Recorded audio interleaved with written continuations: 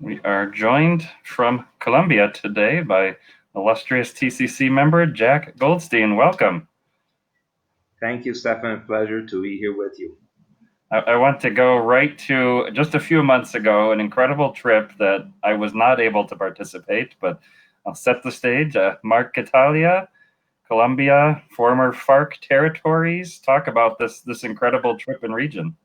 Yes, it was indeed quite an adventure, something that nobody had done before, and that's why it's so great what we achieved. Uh, ETIC, Extreme Travelers International Congress, is something organized by Colliaspori out of Munich, and is a group that you get invited to join. And I was crossing my fingers for years, hoping that one day the invitation would come because it's exactly the type of mentality and adrenaline rush that I look for in many trips. And they had done a few trips, meetings in places such as Baghdad, Somalia, Chechnya, and whatnot. And maybe about 2 years ago, I finally received the invitation to join at the time when they were discussing where to go next. And I figured, well, this is my chance to come up with something unique in Colombia because the black sheep in tourism was becoming a shining star, and perhaps I could organize something. But initially, I was thinking about national parks, something, let's say, like Chiribiquete, something remote, Mhm. beautiful, hard to access. But I tried for a while, and I was not getting the love from the Ministry of Tourism or the Park Authority. So I was wondering, how to and what to, until one day I was chatting with my friend Misha Rybochkin, who does road trips across Russia. Great guy. I've done some trips with him, thousands of miles there in Siberia and whatnot. Mhm. And as a good Russian, he was teasing me a bit about politics in Colombia. Mhm. And that's when it dawned on me that maybe I should do something with FARC. I have a dear friend of mine from the time that we were in the flower business, who was freelancing for the UN at the time. So I approached him. I invited him over for dinner and whiskey, which is the way we we strike deals here in Colombia. And I sold him on the idea of doing something with FARC, one of the many territories where they have been gathering and re-socializing. Um, And so for about 4 months, I had to go through the red tape with the United Nations until finally they gave me clearance and invited me to go to Marquetalia to meet with the boys to see what I could accomplish. They were going there to do their regular work, and they invited me to go along. So hopped on a chopper and went there for a beautiful 2 hour ride from Bogota Mm. to the place itself, where I met for the first time in my life face to face with my sworn enemies, um, and that in itself was a trip. No, sit Yeah. down with them and try to explain that we're good, we're legal, we're a fine group of people, uh, a very unique group of people, not just any tourist, but like the cream of the crop. Mm. And it went very well.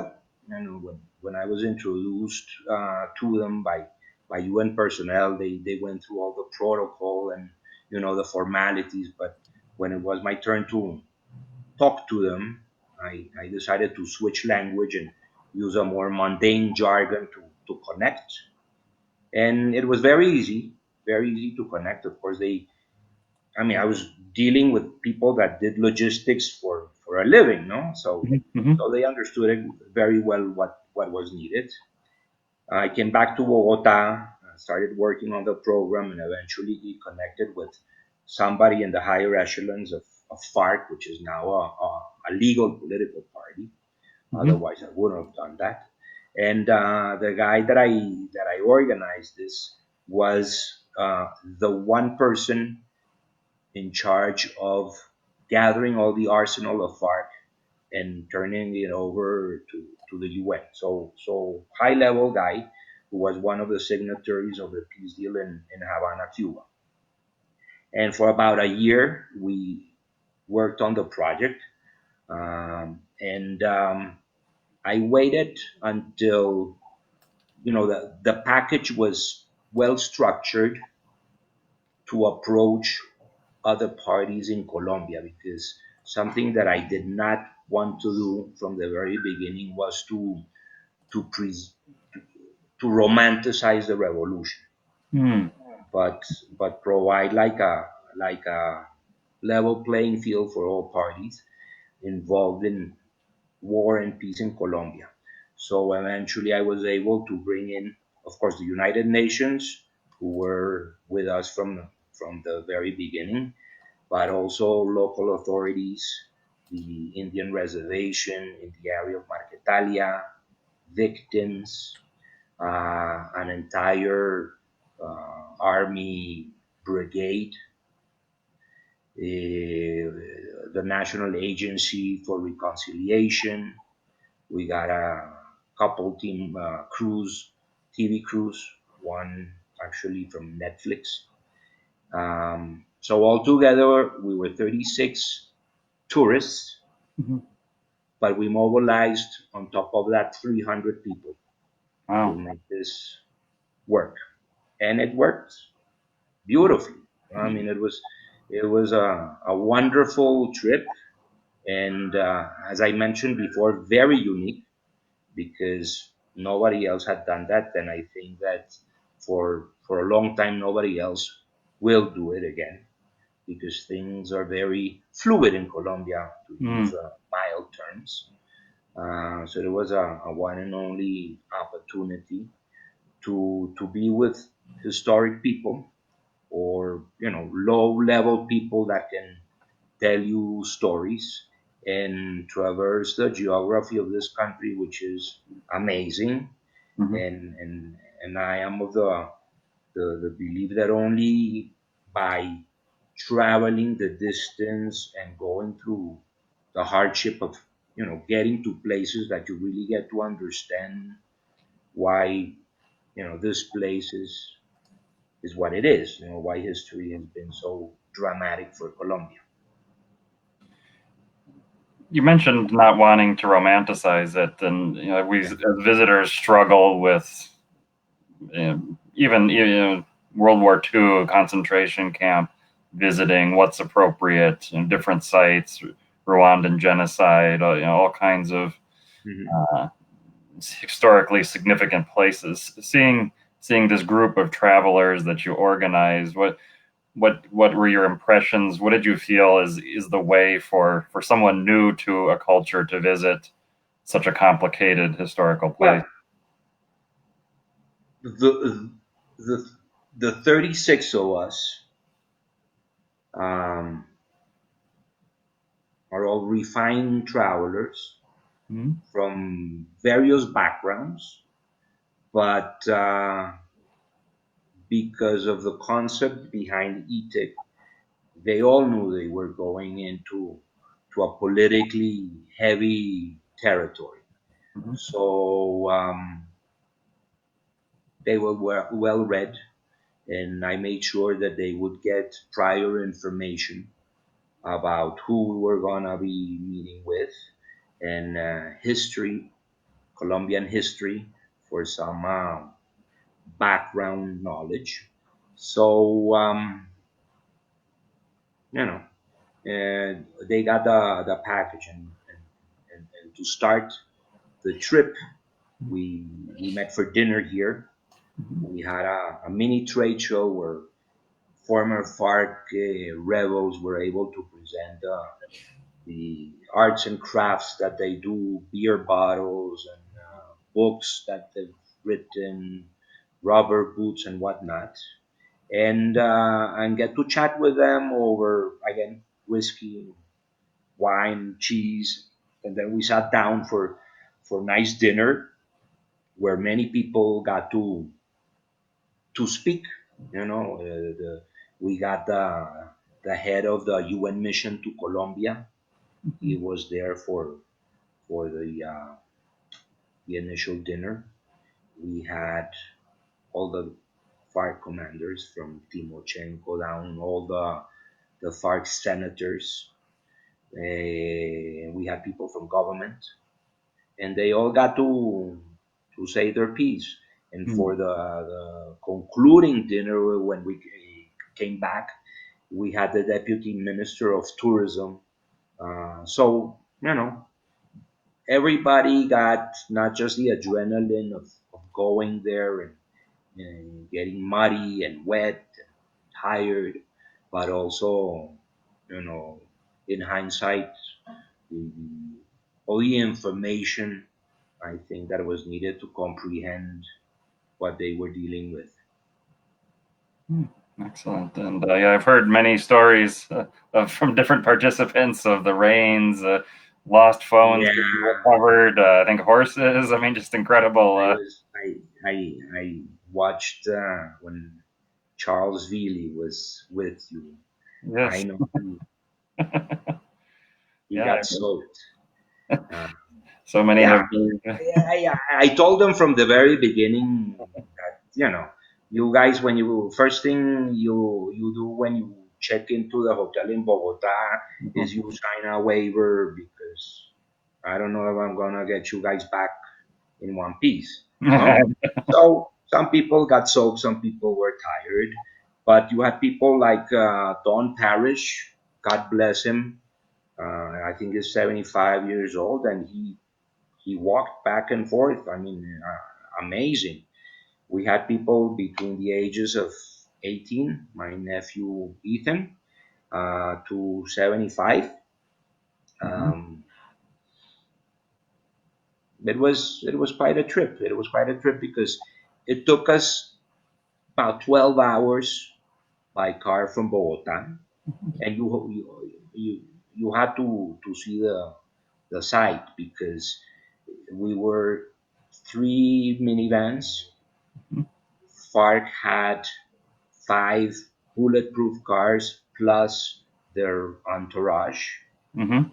We had about 50 police patrols and motorcycles taking turns, and then an entire battalion. So, at some point we had maybe 50 cars in line going to this one location, and then 300 people getting to Marquetalia proper, which Mhm. is not easily accessible.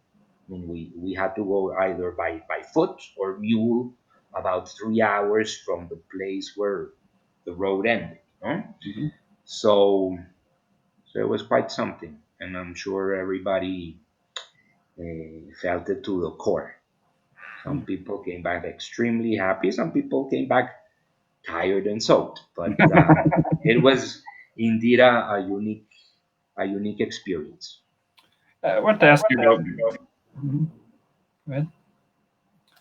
I was going to ask you about one other region of Colombia that I've never taken a visit to the Amazon broadly, and I think when people hear that they think of Brazil, but Colombia has a Amazon region as well, and I'm curious about the Huge. tourism opportunities there. Yeah. Um, to give you an idea about what Colombia is, 50 million people live in maybe 40% of the territory, mainly the three Cordillera ranges and the Caribbean coast. To some extent along the Pacific, which is mainly jungle, but 60% of the territory lying to the east and south of the country is empty. It's either kind of like the plains in the US Hmm. or thick jungle. And there's beautiful things to do, and truly remote, because Colombia in that respect is underrated and underexplored for Mm, real extreme travelers. I mean, few people get to go to places uh, in the Colombian jungle. Some mm, go to Leticia because it's the easy place to access. It's about an hour and 40-minute flight from Bogota. Plus, it's uh, it's a border town where you can set foot in Brazil, in Tabatinga, or cross the river into Peru. No, mm, but it's civilized. I mean, to go deep into the jungle, things change. And I myself love jungle river trips.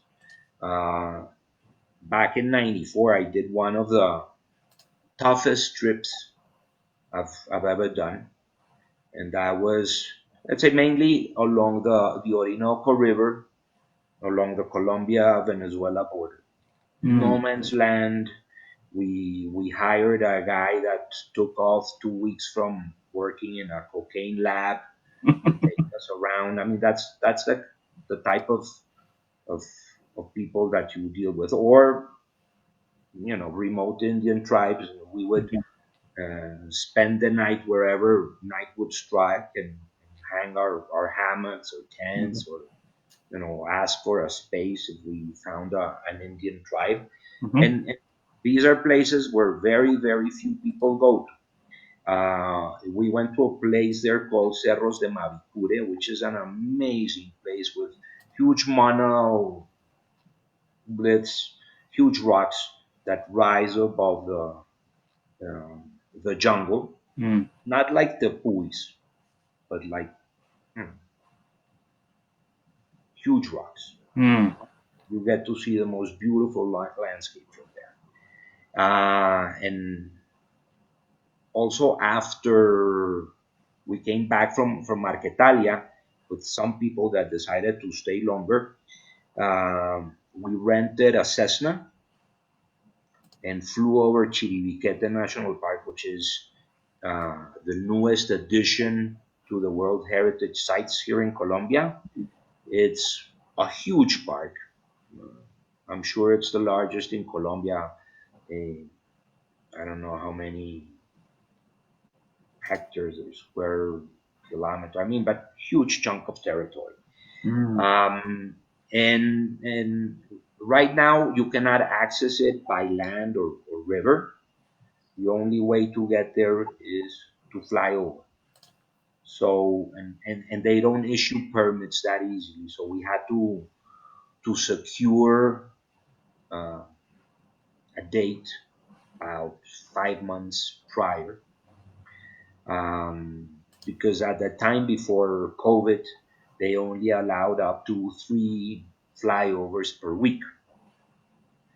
So so we left Bogota early in the morning and flew to San Jose del Guaviare, which is right on the border where the eastern plains of Colombia meet the thick jungle of the Amazons. mm, And there we had to get off the plane, go to meet with park authority for debriefing and lecture and whatnot. mhm, And then we hopped on the Cessna again for 2 hours over the park. Just majestic scenery, Tepuy like geography, the type that you find in the Gran Sabana in Venezuela, but with the difference that is thick jungle all over the place. No? Because you go to the Gran Sabana, I mean, it's beautiful, but you drive. mhm, And it's an easy drive, and it's open space, whereas Chiribiquete is again no man's land. Used to be, of course, an area held by FARC for a long time, and we were able to spot from the plane abandoned uh, cocaine labs and mm, airstrips in the middle of nowhere. mm, Uh, But the beauty of it, of course, is the huge tepuis, the craters, the vegetation, the rivers, and what I would love to see one day is that in some areas you find the most spectacular petroglyphs, Ah. huge, huge walls painted, maybe I'm gonna guess mm, 50 feet high. I mean, just an amazing accomplishment.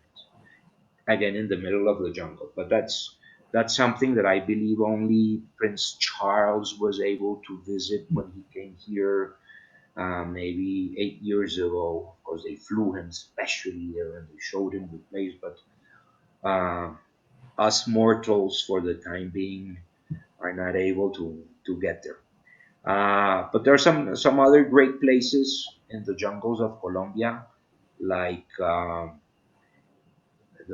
the river of five colors, Caño Cristales, which is maybe about 100 miles from where I'm sitting.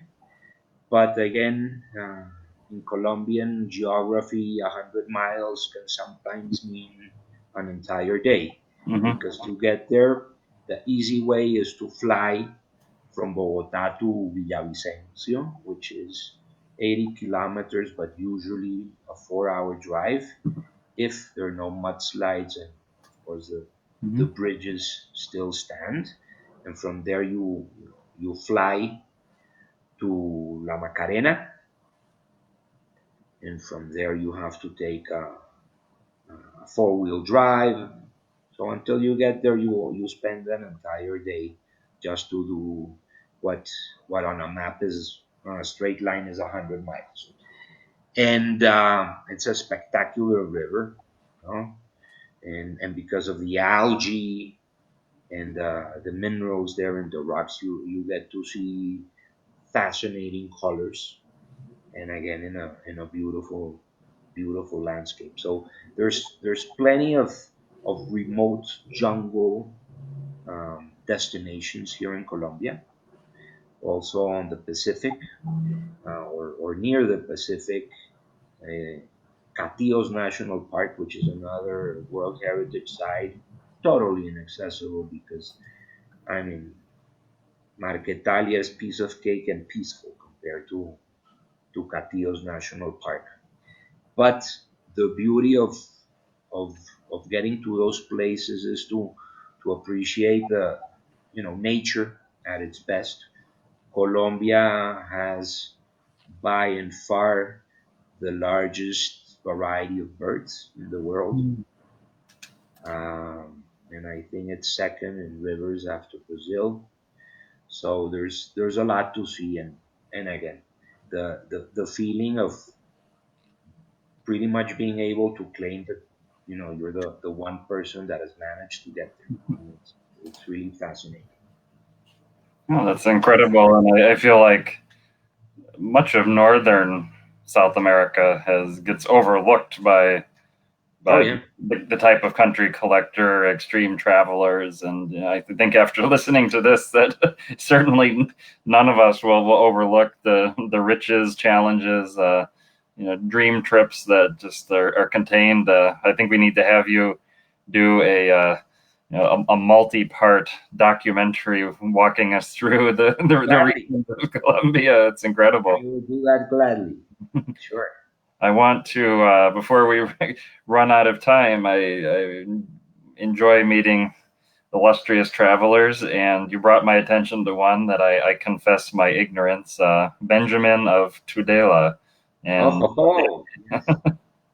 Yes, my hero, my inspiration, Benjamin of Tudela, a medieval Jewish traveler from Tudela in Spain, back 800 years ago, and he set himself to travel the world, or what was, the known world at the time, Mhm. um, and especially to see and meet with far-fetched, distant Jewish communities. You Mm. know, Africa, in Yemen, in Babylon, in the Caucasus, and of course all over Europe.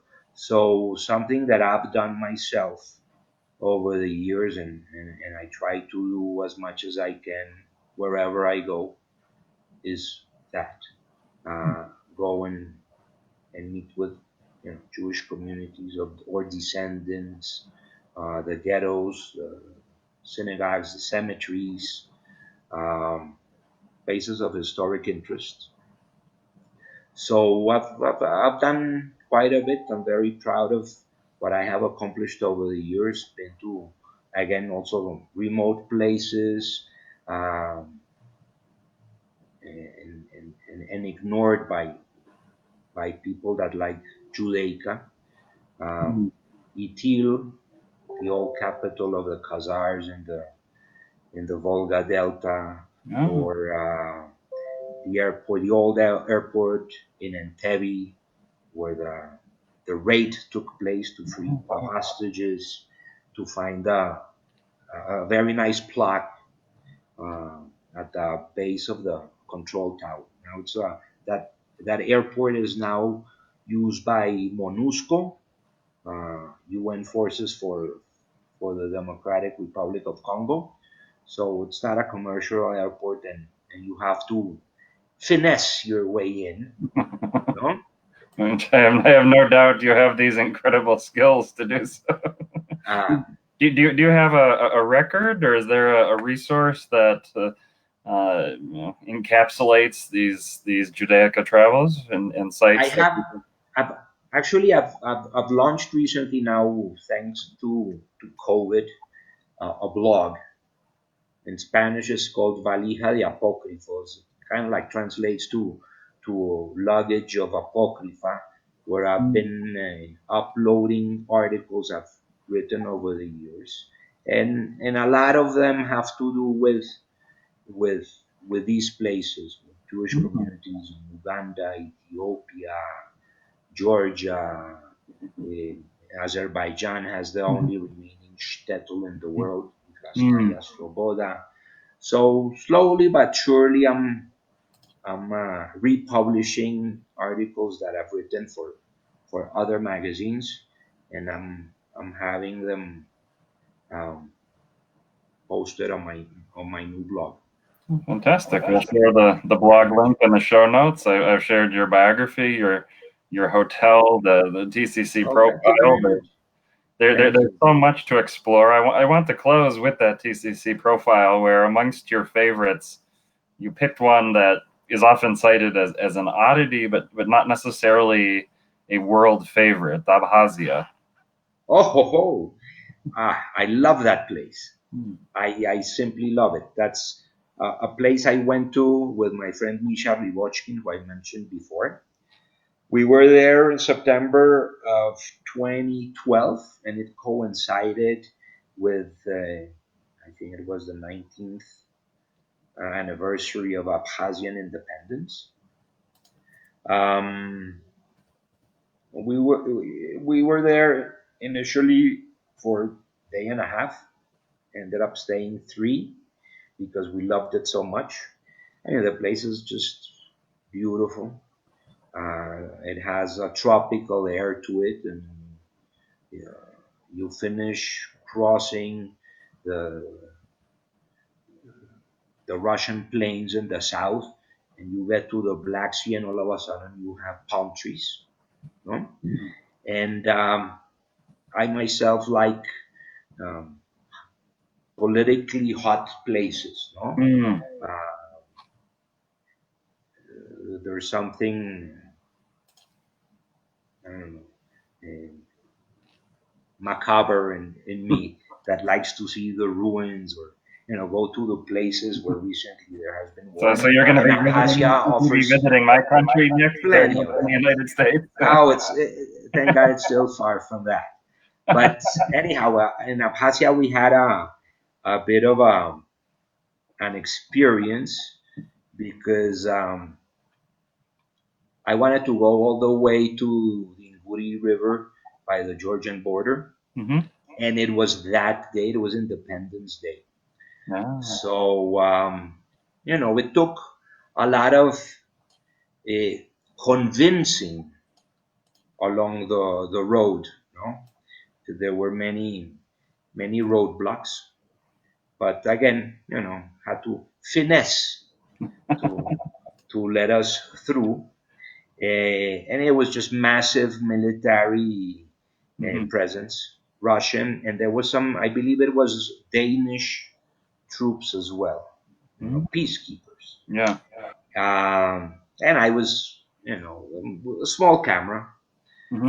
taking pictures left and right of the military display and the ethnic cleansing and the ruins and the devastation until we got to the border. And by then, Misha decided that, if I could take pictures, so could he. But he had a huge camera with huge lenses, which did not fall well with the Russian military. So they took us in. I didn't know what was going on, but Misha did. And from time to time, he would tell me, start deleting your pictures because it's tough. They're gonna keep us for a long while here. It's Thursday, and we'll probably have to spend the weekend in Abkhazia, in detention. No, Yeah. and I was having a ball. I mean, that's what I pay for. That's Yeah. the type of adventure that I love to have. So I was really, having the smile that you have, while he was a bit more reserved. And there was a third person, a great guy with whom we did that tour of southern Russia. Um, and long story short, they came up with these long stencils in Russian with our confessions. I didn't understand a word of what was written there, but of course I had to sign. And eventually, a guy in a black Mercedes with a bimbo came. He identified as, you know, FSB agent. He took us in to Gal, to headquarters in a totally bombed out building. And we met with a commander who admonished us for doing all the bad things that we did by going all the way to Inguri. But eventually, he said, ultimately our intention in Abkhazia is for you guys to go back to your countries and spread the good word about Abkhazian people and country. And so we hugged and toasted and went back. But it's a beautiful place. Again, one of those destinations where not everybody goes, um, and heavy in history and political matters. Fantastic. Yeah, excellent. And we've got several of Thanks your to you. friends wishing you an early happy birthday as we close. So happy birthday for tomorrow. Thank you very, very much. And thank you for joining us, sir. Appreciate it. Anytime.